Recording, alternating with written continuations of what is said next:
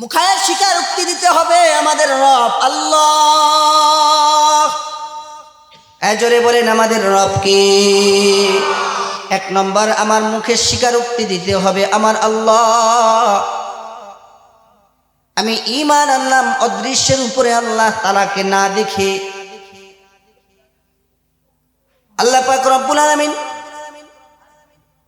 মানুষকে সৃষ্টি করেছেন এবং এই রমজানুল মুবারক মাসে আল্লাহ তাআলা কোরআনকে অবতীর্ণ করেছেন মানুষের হেদায়েতের পথ প্রদর্শক হিসাবে। শাহরু রমাদানিল্লাযী উনজিলা ফীহিল কুরআন হুদাল লিন্নাসি ওয়া বাইয়িনাতিম মিনাল হুদা ওয়াল ফুরকান। আল্লাহ তাআলা বলেন, আমি রব কোরআনকে অবতীর্ণ করেছি। উনজিলা ফীহিল কুরআন, আমি কোরআনকে নাজিল করলাম হুদাল লিন্নাস, মানুষের হেদায়েতের জন্য, ওয়া বাইয়িনাতিম মিনাল হুদা, আর এটা তো সুস্পষ্ট একটা হেদায়েত, সুস্পষ্ট পথ প্রদর্শক। কেমন সুস্পষ্ট? এটা মানুষের জন্য আল্লাহ তাআলা পৃথিবীতে প্রেরণ করেছেন, নাজিল করেছেন মহা এক মানবের উপরে, হাবিবুল্লাহ মুহাম্মদুর রাসূলুল্লাহ সাল্লাল্লাহু আলাইহি ওয়াসাল্লামের উপরে। এই হাবিবুল্লাহ শব্দের অর্থ বন্ধু, খলিলুল্লাহ শব্দের অর্থ বন্ধু, কিন্তু এই দুটোর মধ্যে আকাশ আর জমিন পার্থক্য। হাবিবুল্লাহ মানে, খলিলুল্লাহ মানে যিনি তার মাশুকের পাগল, আর হাবিবুল্লাহ মানে যিনি তার মাশুক, তার নিজের হাবিবুল্লাহ নবী মুহাম্মদুর রাসূলুল্লাহর জন্য পাগল। খলিলুল্লাহ যিনি আল্লাহ তাআলাকে ভালোবেসে সব কিছু দিয়ে দিয়েছেন, আর হাবিবুল্লাহ যাকে আল্লাহ তাআলা ভালোবেসে তার বন্ধুকে সব কিছুই দান করে দিয়েছেন। পৃথিবীর মধ্যে যত নবী আল্লাহ তাআলা পাঠাইছেন, অনেক নবীদেরকে আল্লাহ তাআলা মুজিজা দিয়েছে 5টা 7টা 17টা 11টা 13টা, আর আমার নবীকে আল্লাহ তাআলা বলে, ওগো হাবিবুল্লাহ, আপনার মাথার তালু থেকে নিয়ে পায়ের তালু পর্যন্ত পুরো শরীরটাকে আমি আল্লাহ তাআলা মুজিজা স্বরূপ প্রেরণ করলাম। পুরো শরীরটাই মুজিজা। মাহে রমজানুল মুবারক মাস, বান্দা তোমাদের আমলনামার ব্যাটারির চার্জ দেওয়ার মাস। এই এক মাসে তোমরা নিজেদের আমলনামার ব্যাটারিকে চার্জ দিবে, আর এটার ভোল্টেজ এমন ভাবে বাড়াও যে তোমার বাকি 11 মাস তোমার এই এক মাসের চার্জ এমন ভাবে তুমি করবে, আমলের তদারকি এত করবে, ক্রন্দন এত করবে, যাতে তোমার বাকি 11 মাস গুনাহমুক্ত থাকতে পারো এক মাসের আমলের মাধ্যমে। মাহে রমজানুল মুবারক মাসকে 3টা ভাগ করা হয়, রহমত, মাগফিরাত, নাজাত। কথা কয় না? রহমত, মাগফিরাত, নাজাত। আল্লাহর নবী বলে, হে উম্মত, রহমত, মাগফিরাত, নাজাত যদি কোনো ব্যক্তি পেতে চাও, তাহলে তার মধ্যে 6টা গুণ যদি কোনো ব্যক্তির মধ্যে থাকে, আমি আল্লাহ তার জন্য রহমত দান করব, মাগফিরাত দান করব, সর্বশেষ তাকে নাজাত দিয়ে আমি আল্লাহ তাআলা নিজের কাছে নিয়ে আসব। রোজা রাখলে ফজিলত কি? আল্লাহর নবী বলেন, আস-সাওমু লি ওয়া আনা আজজি বিহি ওয়া ফি রিওয়ায়াতিন ওয়া আনা উজজা বিহি। আল্লাহর নবী বলেন, পৃথিবীর মধ্যে বান্দা যখন হজ করে, ফেরেশতাদেরকে বললাম, যাও যাও তোমরা আমার বান্দা বান্দির হজের সওয়াব দিয়ে দাও। বান্দা যখন নামাজ আদায় করে, আমি বললাম, যাও ফেরেশতারা যাও, আমার বান্দা বান্দিদেরকে তোমরা নামাজের সওয়াব দিয়ে দাও। যখন বান্দা যাকাত দেয়, আমি আল্লাহ তাআলা নির্দেশ দিই, যাও আমার বান্দাকে সওয়াব দিয়ে দাও। আল্লাহ বলে, বান্দা না না, রমজানুল মুবারক মাসের রোজা রাখবা, ফেরেশতারা দিবে না। এর সওয়াব কেমন হবে জানো? তুমি রোজা রাখছো সারাদিন কষ্ট করে আমার জন্য, এর প্রতিফল, এর ফলন কোনো ফেরেশতার মাধ্যমে আমি দিব না, আমি আল্লাহ তাআলা আমার নিজ হাত দ্বারা তোমাকে দান করব। কেমন দান করবেন, রোজার ফজিলত কেমন। আল্লাহ নবী সাল্লাল্লাহু আলাইহি ওয়াসাল্লাম বলেন, মান সামা রমাদানা ঈমানান ওয়া ইহতিসাবান গুফিরা লাহু মা তাকদ্দামা মিন যামবি। আল্লাহর যদি কোনো বান্দা বান্দি মাহে রমজানুল মুবারক মাসের রোজা রাখে সওয়াবের নিয়তে, আল্লাহকে সন্তুষ্ট করার জন্য, আর একমাত্র যে রোজা রাখবে এবং ওমান সামা লাইলাতুল কদরি ঈমানান ওয়া ইহতিসাবান গুফিরা লাহু মা তাকদ্দামা মিন যামবি। আল্লাহর নবী বলেন, এবং মাহে রমজানুল মুবারক মাসে সে ব্যক্তি নামাজ আদায় করবে, অর্থাৎ তারাবির নামাজ, নফল নামাজ, নওয়াফিলের যত সব সে নিয়ে নিবে।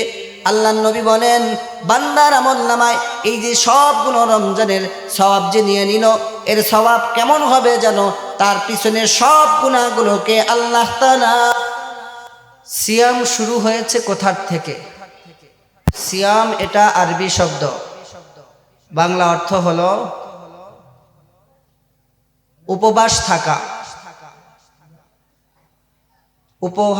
উপবাস থাকা, ফিরে থাকা, বিরত থাকা।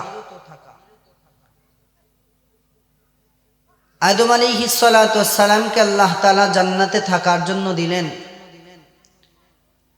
এবং নসিহা করলেন, যা কিছু খেতে মনে চায় তুমি তোমার বিবি উভয়ে জান্নাতের মধ্যে থাকো এবং খাও। সাবধান, তোমরা এই গাছের নিকটে যেও না এবং এই গাছের ফল তোমরা ভক্ষণ করো না। যদি খাও তাহলে ফাতাকুনা মিনাজ জালিমিন, তোমরা কিন্তু অপরাধী বলে সাব্যস্ত হবে। বড় হুজুর মিস্টার ইবলিস আব্বাজান আদম আম্মা হাওয়া আলাইহিস সালাতু ওয়াস সালামকে ওয়াজ করলেন, আল্লাহ তোমাদেরকে ওই গাছের নিকটে যাওয়ার জন্য নিষেধ করেছে, কিন্তু ওই গাছের নিকটে খুব আশ্চর্য হবে এরকম কিছু জিনিস আছে, বা এরকম লোভ দিয়েছে। ওয়াজ করছে খুব লম্বা চোরা। আব্বাজান আদম আলাইহিস সালাতু ওয়াস সালাম আম্মাজান হাওয়া আলাইহিস সালাতু ওয়াস সালাম উভয় শয়তানের কুমন্ত্রণায় পড়ে যখন গাছের নিকটে গেলেন এবং ফল ভক্ষণ করলেন, অমনি তাদের শরীর থেকে জান্নাতি পোশাক খুলে নিয়ে গেলেন, আল্লাহ খুলে গেলেন। তাদেরকে পৃথিবীর মধ্যে আল্লাহ তাআলা প্রেরণ করলেন। আদম আলাইহিস সালাতু ওয়াস সালাম, এই যে তার দ্বারা যে একটা ভুল সংগঠিত হয়ে গিয়েছে, নবীরা ভুল করে, কথা কয় না, নবীরা তো মাসুম। ইমাম সাহেব যখন নামাজ আদায় করে, কেরাত করতেছে, হঠাৎ করে দেখা যায় একজনে পিছ থেকে লুকমা দিছে, ইমাম সাহেবের ভুল হয়েছে। ইমাম সাহেব কি ইচ্ছা করে ওয়াজিব তরক করছে নাকি ভুল হয়ে গেছে? কথা কয় না, ইমাম সাহেব কি ভুল করছে না হয়ে গেছে? একটা হলো হয়ে যাওয়া, আর একটা হলো ভুল করা, বুঝেননি? একটা হলো ইচ্ছাকৃত করা, আর একটা হলো অনিচ্ছাকৃত হয়ে যাওয়া।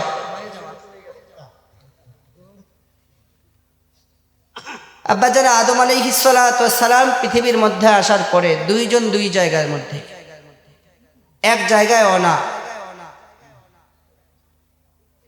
আল্লাহ তাআলার কাছে ক্রন্দন করেছে আর মাপ চেয়েছে, রব্বানা যালামনা আনফুসানা ওয়া ইল্লাম তাগফির লানা ওয়া তারহামনা লানাকুনান্না মিনাল খাসিরিন।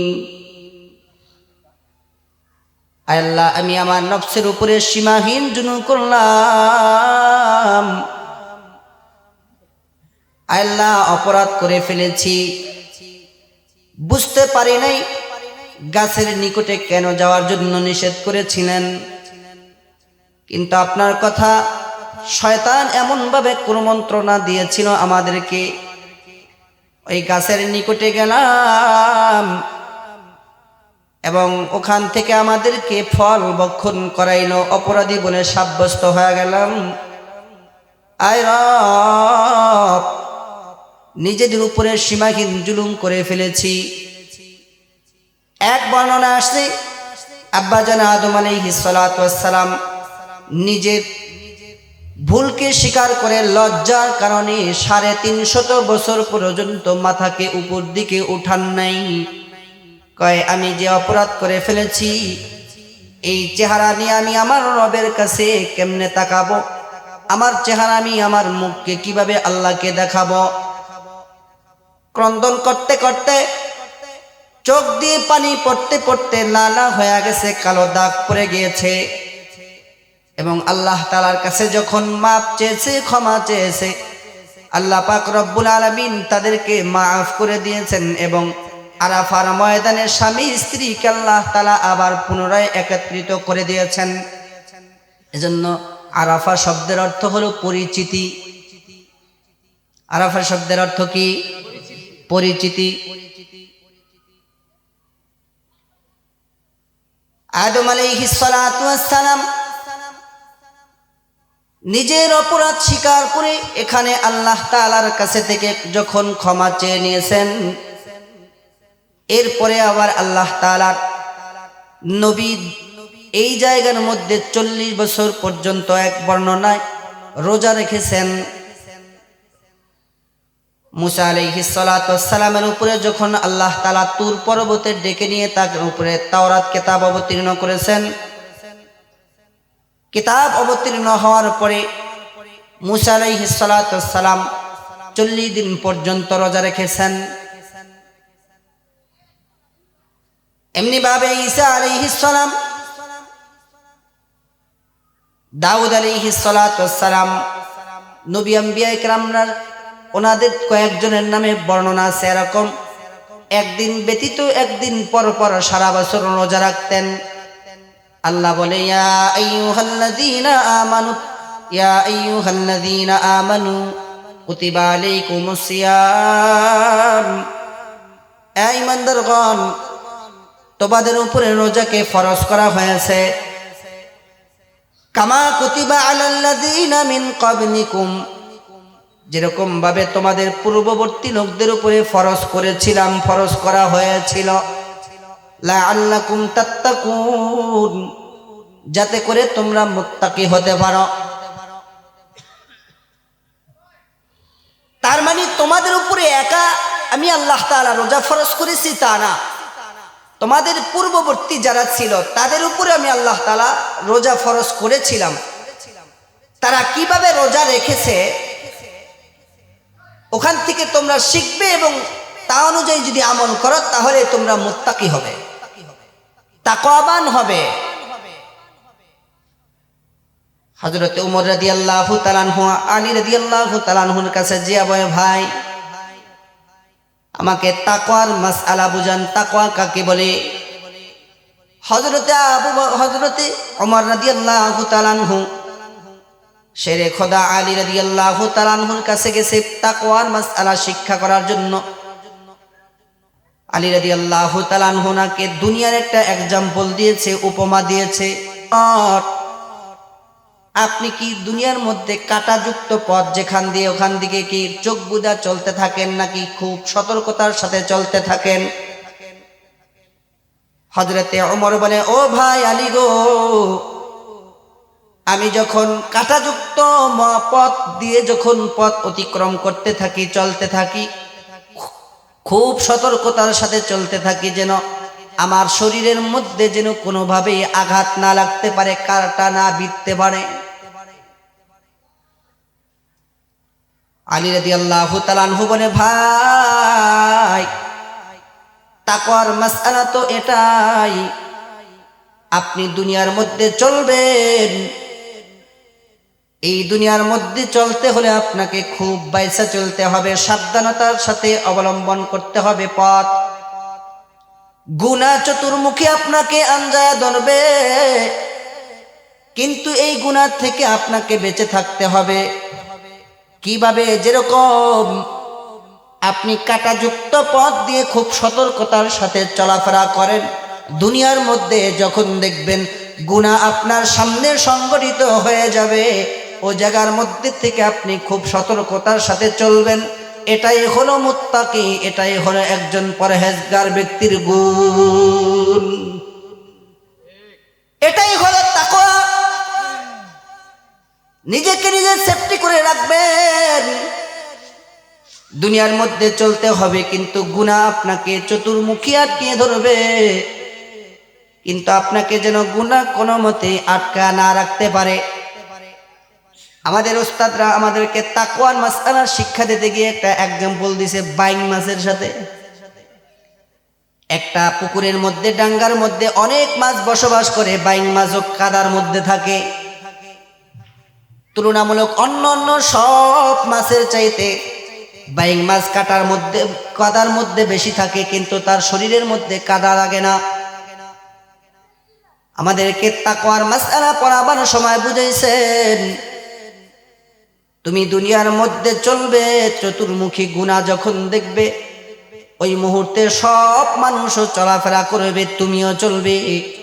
পুকুরের মধ্যে মাছ যেমন থাকে, অন্যান্য সব মাছের শরীরের মধ্যে কাদা লাগে, কিন্তু তুলনামূলক বাইং মাছ এগুলোর মধ্যে যেরকম কাদা কম লাগে, তুমি দুনিয়ার মধ্যে চলবে, কিন্তু তোমার আমলনামায় যেন গুনাহের কোনো সয়লাভ না থাকতে পারে।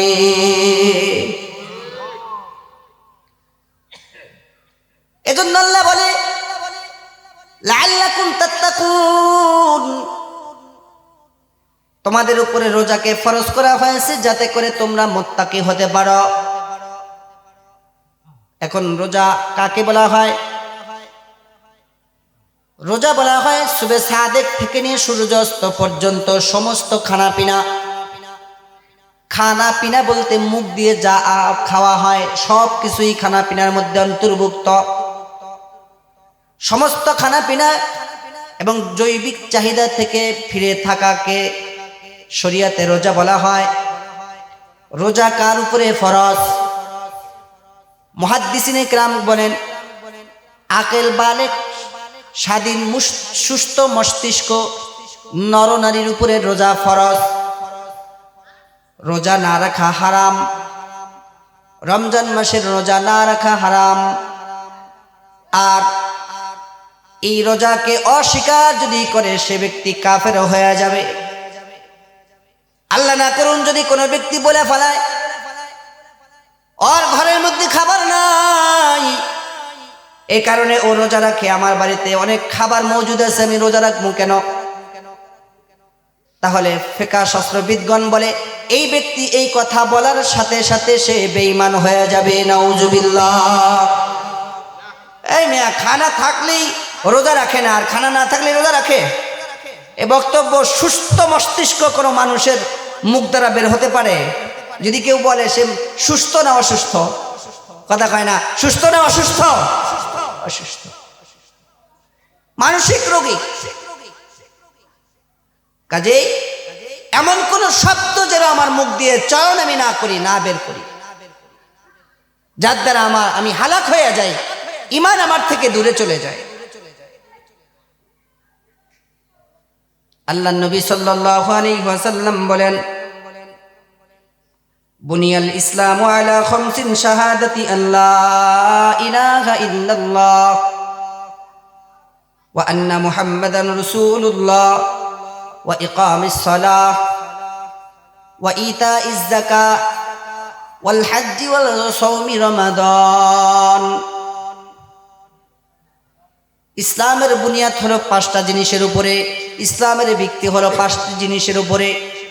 1 নম্বর, বান্দা ঈমান আনবে আল্লাহ তাআলার উপরে, কার উপরে? কথা কয় না, এটা আবার 3 কথার নাম। আল্লাহ নবী বলে ইকরার বিল লিসান, তাসদিক বিল জানান, আমাল বিল আরকান। এই 3 কথার নাম হলো ঈমান। 1 নম্বর মুখে স্বীকার করবে, 2 নম্বর অন্তরে বিশ্বাস করবে, 3 নম্বর কাজে পরিণত করবে। 1 নম্বরে পড়ল লা ইলাহা ইল্লাল্লাহ মুহাম্মাদুর রাসূলুল্লাহ, এটা তো মুখে স্বীকারোক্তি দিল, এবং এটাকে অন্তরে বিশ্বাস করতে হবে লা ইলাহা, আল্লাহ তাআলা ব্যতীত আর কোনো মাবুদ নাই, ইল্লাল্লাহ, একমাত্র রব যিনি আছেন তিনি কে?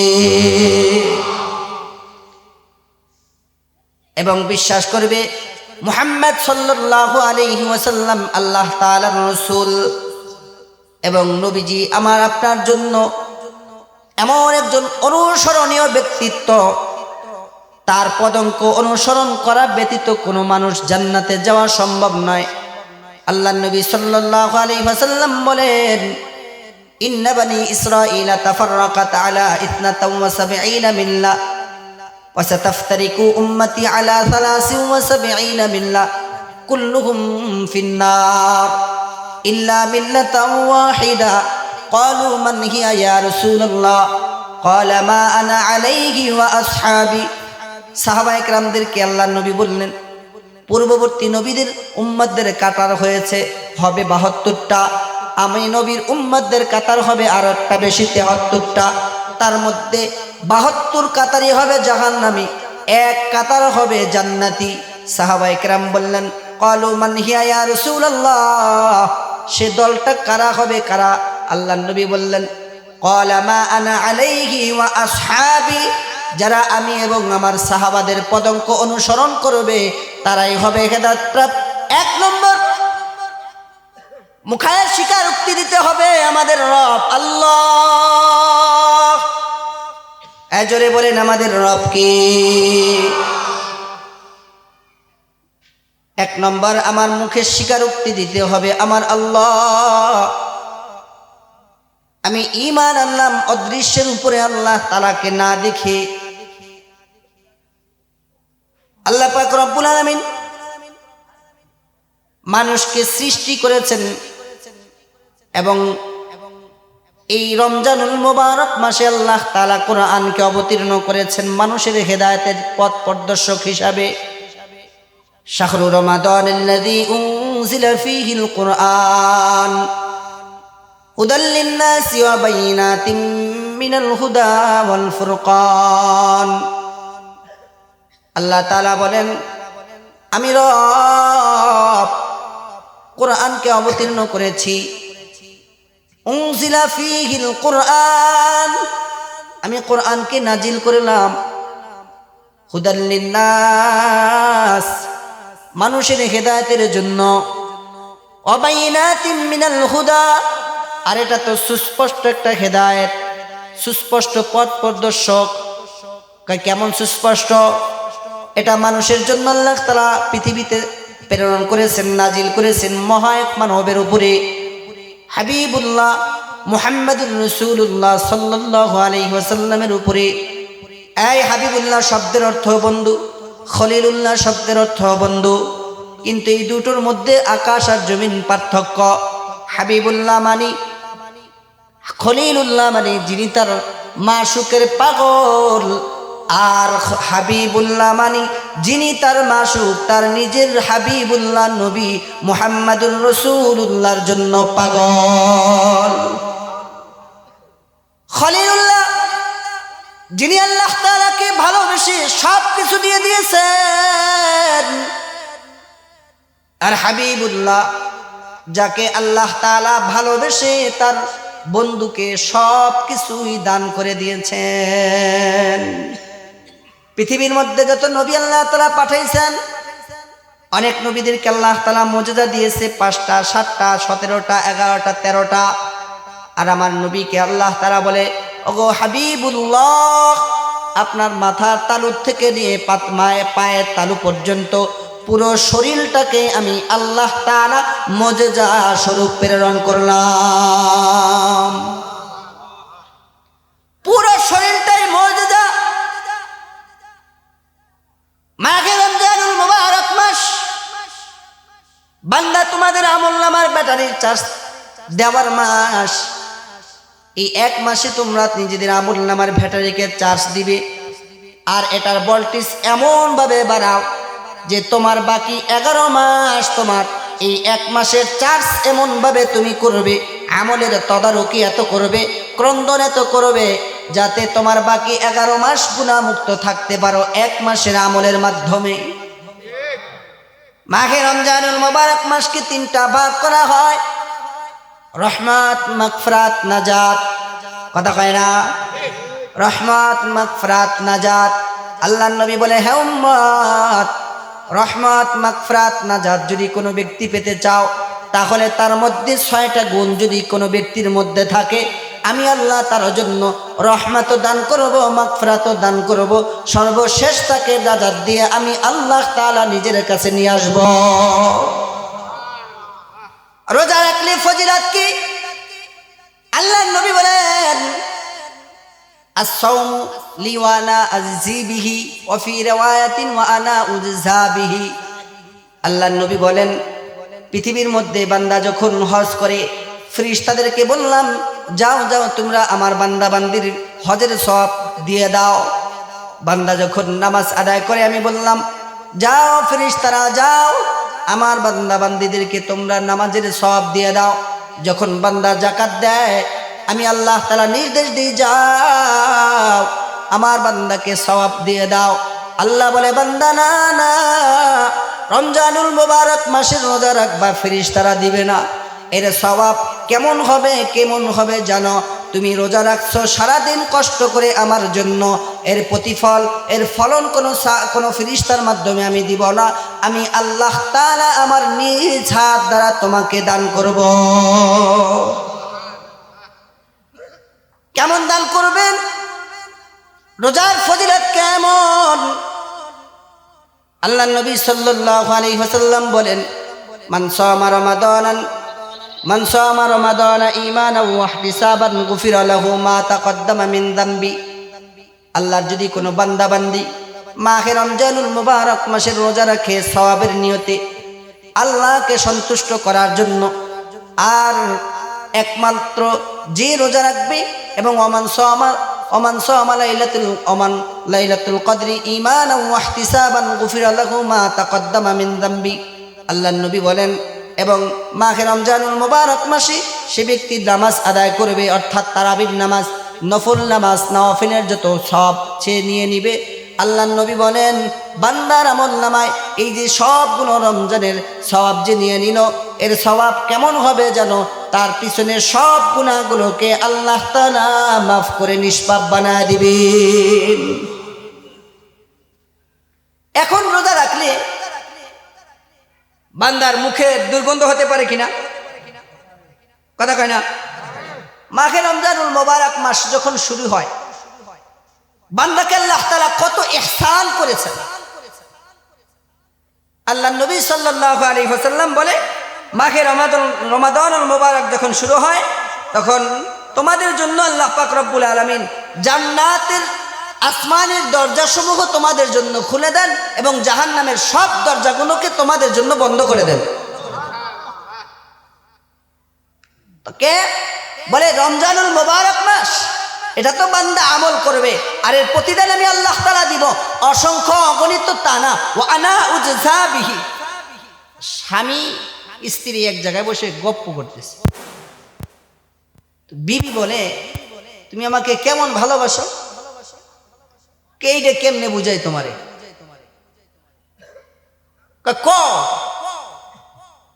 তোমারে কেমন ভালোবাসি, তোমারে ভালো না বাসলে বিয়ে করতাম? সর্বশেষ এক পর্যায়ে স্বামী ফাইনাল আনসার দেয়, শুনো, তোমাকে আমি কেমন ভালোবাসি জানো? তুমি আমার, আমি তোমার। আল্লাহ বলে, ওয়া আনা উজজা বিহি, বান্দা রোজা আমার জন্য, আর প্রতিদান আমি আল্লাহ তাআলা নিজে। সুবহানাল্লাহ, বাড়তে যায় কইেন, ওয়া আনা উজজা বিহি, মানে রোজা আমার জন্য, আর প্রতিদান আমি নিজে। আল্লাহ যদি কারো হয়ে যায়, जो अल्लाह का हो गया उसका अल्लाह हो गया, যে আল্লাহর জন্য হয়ে যায় আল্লাহ তাআলা তার জন্য হয়ে যায়। সুবহানাল্লাহ। আল্লাহ নবী সাল্লাল্লাহু আলাইহি ওয়াসাল্লাম বলেন, ইদা দাখালা শাহরু রমাদান ফুতিহাত আবওয়াবুস সামা ওয়া গুললিকাত আবওয়াবু জাহান্নাম। রমাদানুল মুবারক মাস যখন শুরু হয়, বান্দা তোমাদের সামনে আসে, তখন তোমাদের জন্য আল্লাহ তাআলা এত বড় ইহসান করেন। তোমাদের জন্য আল্লাহ তাআলা জান্নাতের দরজাগুলো খুলে রাখেন, আর জাহান্নামের সব দরজাগুলো বন্ধ করে রাখেন। আর এই রোজাদারদের জন্য আল্লাহ পাক রব্বুল আলামিন জান্নাতের একটা গেট আলাদা রেখে দিয়েছেন, নাম হলো তার রাইয়ান। আল্লাহর নবী বলেন, এই দরজা দিয়ে বান্দাগুলো জান্নাতের মধ্যে প্রবেশ করবে। এই যেই রাইয়ান নামক দরজা জান্নাতে রয়েছে, এই দরজার মধ্যে কিছু ফেরেশতারা এক জায়গায় দাঁড়ানো আছে। ফেরেশতারা বান্দাদেরকে ডাকতে থাকে আর বলে, আইনা সাইমুন, রোজাদাররা কোথায় আসো। যখন সব রোজাদাররা ওই জান্নাতের মধ্যে রাইয়ান নামক দরজা দিয়ে প্রবেশ করবে, মা নবী বলে তখন তার এই দরজাগুলোকে বন্ধ করা হবে। একজন রোজাদারও জান্নাতে ওই দরজা দিয়ে প্রবেশ করার আগ পর্যন্ত আর দরজা বন্ধ করা হবে না। যখন বান্দারা সব রোজাদারগুলো জান্নাতের মধ্যে প্রবেশ করবে, আল্লাহ নবী বলেন এরপরে তখন দরজাটা বন্ধ হয়ে যাবে, আর কখনো খোলা হবে না। বান্দা যখন রোজা রাখবে, সাহরি খাবে, সাহরি খালে পরে ফজরের নামাজের পরে যখন বান্দা একটু ঘুমায়, মুখে দুর্গন্ধ হয় কি হয় না?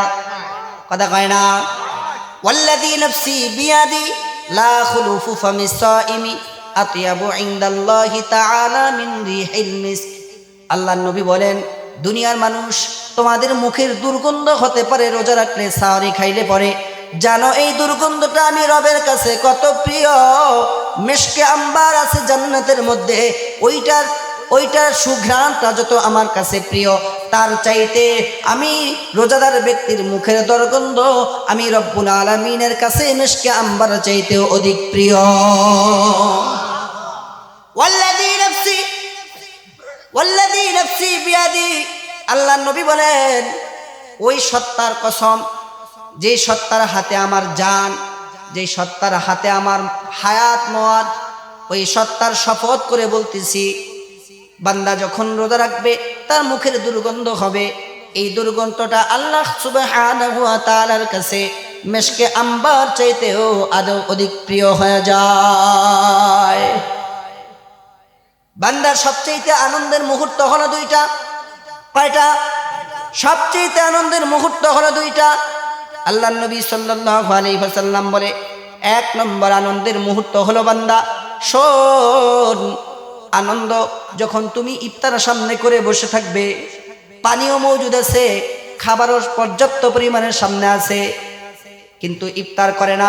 আল্লাহ তাআলা ফেরেশতাদেরকে ডাক দিয়ে বলে, ফেরেশতারা আবার বান্দাদের সামনে খাবার আছে, কেন খায় না? আয় রব, সারাদিন রোজা রাখলো, স্ত্রীও পাশে আছে ব্যবহার করে নাই, পানিও পাশে ছিল খায় নাই, খাবারও অসংখ্য অগণিত মজুদ ছিল খায় নাই। আয় আল্লাহ, আপনার এই বান্দা আপনার মাগফিরাত চায়, আল্লাহ জাহান্নাম থেকে নাজাত চায়। আল্লাহ বলে, বান্দা আমাকে দেখছে কি না? দেখে নাই। জান্নাত দেখছে? কয় না, না জান্নাতও দেখে নাই। জাহান্নাম দেখছে? কয় না দেখে নাই। খাবার সামনে আছে, খায় না কেন? বলে আল্লাহ আপনার হুকুম হয় নাই বিধায় খায় নাই। আল্লাহ যখন আপনি অর্ডার দিবেন, যখন আপনি ইজাজত দিবেন, তখনই বান্দা খাবে, এর আগে আর খাবে না। আল্লাহ বলে, শোন বান্দার জন্য দুইটা আনন্দের মুহূর্ত। এক নম্বর আনন্দের মুহূর্ত হলো ইফতার সামনে করে বান্দা যখন দোয়া করবে, ওই যেই দোয়া করুক না কেন, আমি আল্লাহ তাআলা তার বান্দার দোয়াগুলোকে সাথে সাথে কবুল করে নেই। নাম্বার দুই আনন্দের মুহূর্ত, আল্লাহ নবী সাল্লাল্লাহু আলাইহি ওয়াসাল্লাম বলেন, ওয়া ইনদা লিকাই রাব্বিহি। দ্বিতীয় নম্বর আনন্দের মুহূর্ত শোন, দুনিয়ার মধ্যে না খায়া রইছ, কষ্ট করে রয়েছ, হারাম খাও নাই। হারাম যারা খেয়েছে, গোশত দিয়ে ভাত খেয়েছে, বিভিন্নভাবে আরাম আয়েশের সাথে চলাফেরা করেছে, না বান্দা তুমি কষ্টকে বিসর্জন দিয়েছ, তুমি সুখকে সুখ মনে করো নাই, দুঃখকে দুঃখ মনে করো নাই। সর্বহানতে আমি রিজায়ে মাওলার জন্য সব কিছু করেছ, সুখে শান্তিতে রয়েছ, বলছ আলহামদুলিল্লাহ।